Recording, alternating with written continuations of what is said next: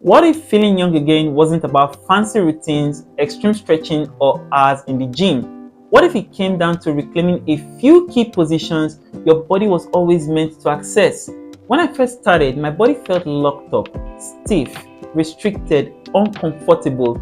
Today, I move more freely than ever before, and after a few years of mobility work, I realized something surprising. I didn't need more exercises.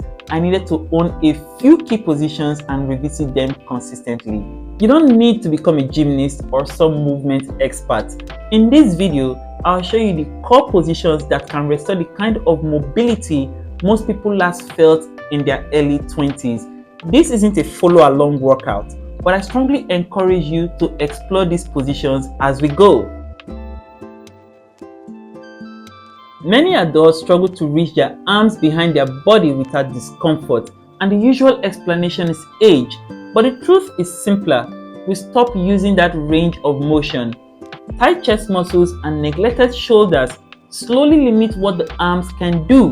The crack position reverses this pattern. Sit on the floor with your knees bent and hands placed behind your hips. Lift the hips slightly and shift forward. You'll immediately feel a stretch through the front of the shoulders. Hold briefly, relax, and repeat. As the shoulders open, begin lifting the hips higher. Now the wrists, shoulders, and glutes are actively working. The higher the hips rise, the more powerful the stretch becomes. A good long-term goal is reaching a position where your body is parallel to the ground. At that point, your behind the back shoulder mobility improves dramatically. To reinforce this pattern, you need to move in the crab position, forward and backward. This teaches your body that this position is safe, strong, and comfortable, just like it was when you were a kid. Sitting locks the hips into a shortened position. Doing the lunge is the antidote. Tight hip flexors don't just affect the hips, they can contribute to knee pain, lower back issues, and even shoulder dysfunction. The best way to reverse this effect is to spend time in a lunge. You can start with the back knee on the ground, hold on to support, and practice lifting the knee slightly. This introduces strength into the stretch, which is where real progress happens. As your control starts to improve, work towards holding the lunge without assistance. The goal is for your hips to level with the front knee and the back leg as straight as possible. There's no rush. Know that mobility earned slowly lasts longer. For extra benefit, consider driving the front knee forward into a deep split squat. This strengthens full knee bend, challenges ankle mobility, and maintains the stretch on the back hip. Why do hamstrings and calves get so tight in the first place? It's not genetics, it's not age, it's hours of sitting that slowly shortens the entire backside of the body. Over time, this makes bending forward feel stiff, awkward, or even painful. If this were my biggest limitation, downward dog would be a non-negotiable for me every single day. This position lengthens the calves and hamstrings while restoring mobility to the upper back and shoulders at the same time. If you're very stiff, start smart. Elevate your hands on a bench, box, or a chair. That small change makes the position accessible and effective immediately. Focus on lifting your hips upward. If your heels don't reach the floor, don't worry, that comes later. Straighten the legs as much as you comfortably can, lift the tailbone high, and actively extend through the upper back. One trick that accelerates progress is gently stepping forward and backward while holding the position.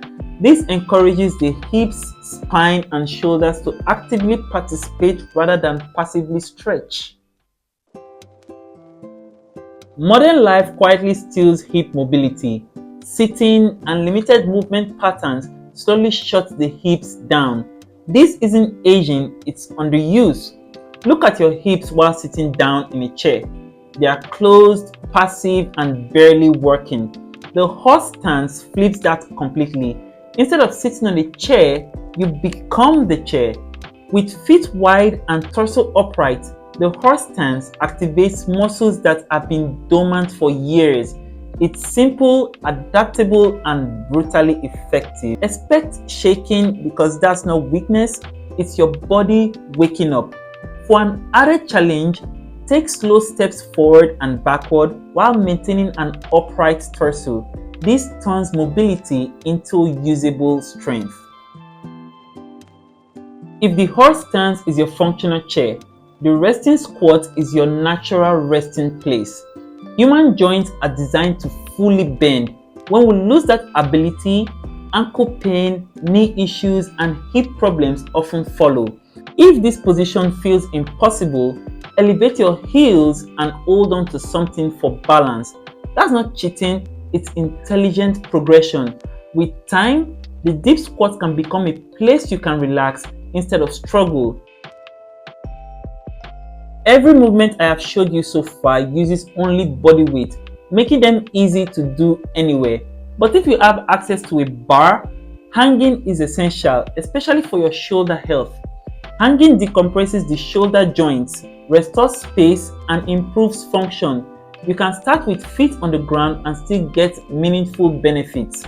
Working toward a 30 to 60-second hang does not only improve shoulder mobility but also builds grip strength that carries over into everyday life. So here's how to put everything together for an amazing mobility training. For crabs, do 3 sets of 10 seconds holds. For lunges, you can do 30 seconds per side. For downward dog, 30 to 60 seconds hold is very effective. For horse stance, a 30 to 60 seconds hold works very well. For resting squats, do 30 to 60 seconds. And for hang, 20 to 60 seconds is amazingly effective. Remember that as your capacity improves, repeat each exercise 2 or 3 times.